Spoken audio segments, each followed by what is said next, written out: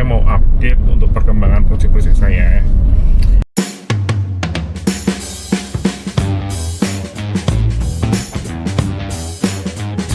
Saat ini saya masih ada di 3 proyek.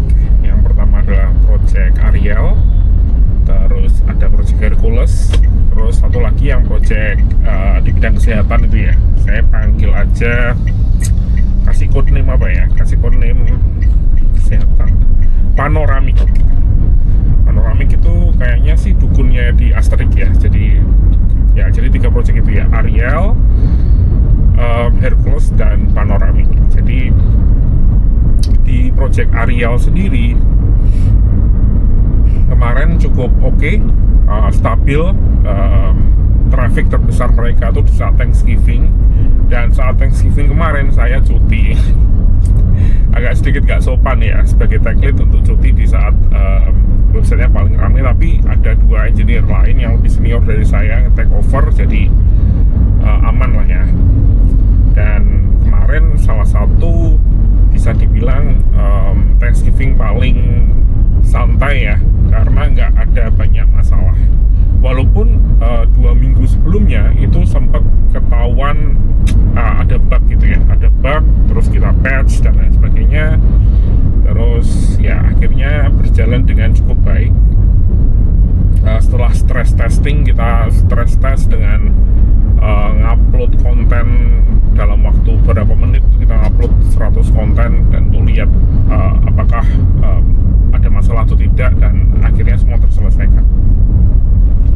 Untuk akhir tahun nanti sih ada sedikit perbincangan yang agak rumit ya sebenarnya, karena dari segi budget mereka sudah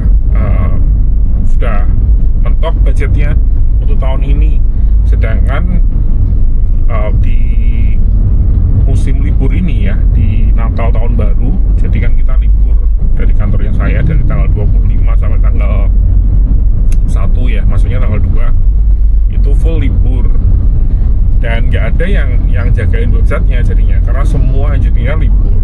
Kalau misalnya mau ada yang jagain websitenya, mestinya harus ada kontrak lagi terpisah ya, jadi ada lembur lah ya dari segi sistem yang nanti akan bantuin untuk take over. Kalau misalnya ada apa-apa dengan websitenya, misalnya websitenya down, kehack dan lain sebagainya, itu ada orang yang standby. Karena mereka nggak ada, kemarin sempat ada perbincangan ya, saya ditawarin mau nggak kalau misalnya saya ngecek 1-2 jam sehari selama liburan dan dikasih kompensasi. Tapi saya bilang nggak usah dikasih kompensasi, saya bilang gitu. Kalau memang nggak ada yang sistem yang bisa, dan dari mereka budgetnya nggak ada, dan nggak ada lagi engineer yang bisa untuk handle di saat liburan itu, ya terpaksanya saya sebagai tech lead ya saya akan ngecek kalau itu bikin klien jadi tenang. Tapi saya sih agak sedikit ragu ya, apakah budgetnya akan masalah atau enggak. Kayaknya sih selama kemarin Thanksgiving, di saat traffic mereka mungkin bisa 5-10 kali lipat daripada biasanya, itu aman-aman aja. Jadi mestinya sih ini ya di akhir tahun ini juga nggak akan ada masalah sih. Jadi gitu ya perkembangannya di proyek Ariel. Untuk proyek Hercules sendiri, kemarin mereka juga ada campaign yang cukup besar ya di hari Thanksgiving. Ada namanya Giving Tuesday, itu adalah hari dimana karena 2 proyek ini ya, Ariel dan Hercules, itu sama-sama bisa dibilang kayak non-profit ya. Jadi mereka itu mendapatkan banyak sekali budget mereka itu dari donasi. Jadi di proyek Hercules juga sama, Thanksgiving itu kan saat orang memberikan donasi cukup banyak ya, jadi mereka campaign besar-besaran. Kemarin kita coba ngejar target untuk bikin sebuah banner baru ya buat mereka untuk menambahkan donasi, dan harus ya requirement-nya cukup rumit karena mereka cuma punya 6 brand yang berbeda di 4 website. Jadi kita harus bikin desainnya beda-beda ya, 6 buah, dan ada yang floating lah, ada yang sticky dan lain sebagainya. Jadi mereka pengen nyoba untuk melihat gimana sih kalau misalnya desainnya kita tambahin, kita perbaiki dengan lebih interaktif, itu bisa jadi lebih baik. Tapi ya hasilnya cukup oke sih kayaknya, dan nggak ada masalah ya. Untuk kedepannya di project ini yang besar itu di salah satu websitenya yang saat ini belum pakai Gutenberg, mau dipakein Gutenberg, dan itu kemungkinan itu akan dikerjakan menggunakan budget retainer ya, mungkin dari Januari sampai Maret mungkin ya. Itu fokus membuat salah satu websitenya itu jadi menggunakan block editor, karena masih menggunakan classic editor yang lama ya. Untuk project panoramik ini agak unik ya projectnya. Budgetnya lumayan ya, cuman selama ini sejak di launch itu nggak ada komunikasi sama sekali dari klien ke kita, saya sebagai engineer. Jadi kontak personnya itu dari project manajernya. Jadi nggak pernah ada meeting mingguan. Biasanya di semua project itu kan selalu ada meeting mingguan antara saya sama biasanya dengan manajernya mereka atau direkturnya mereka yang bagian website ya. Dan kita kan ngobrol minggu ini kita mau ngapain aja dan lain sebagainya. Tapi untuk klien yang ini, klien panoramik ini nggak ada komunikasi seperti itu. Semua komunikasi dilakukan lewat email. Mereka kayaknya ada meeting mingguan tapi nggak selalu ya dengan project manager dari kita, tapi ya cuman sekedar gitu aja.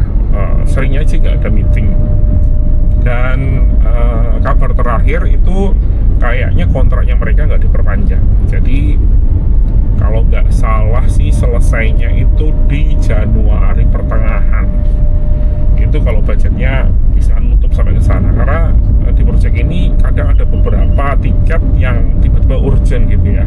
Karena mereka juga punya internal developer sendiri. Jadi mereka kerja, kita juga kerja, dan bagi tugasnya nggak ada komunikasi sama sekali. Jadi kita cuman terima order terus kita kerjain aja. Jadi secara klien sih ada banyak engineer yang kurang suka dengan style seperti itu, karena ya nggak ada komunikasi, nggak ada, jadi nggak mengenal kliennya itu siapa dan lain sebagainya.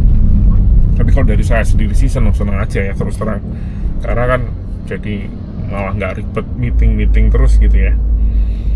Nggak di ping terus, nggak di emailin semua yang handle project manager. Tapi ya karena nggak ada itunya ya, nggak ada komunikasi secara lebih baik ya hasilnya juga kontraknya jadi nggak diperpanjang.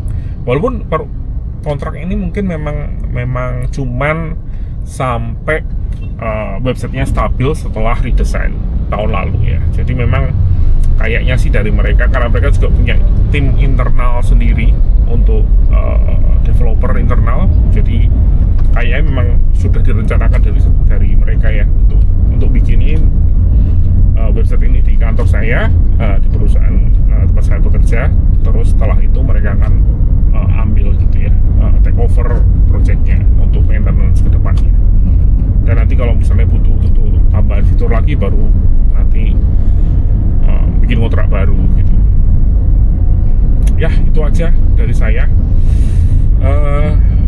Oh ya, kemarin juga ada review tahunan.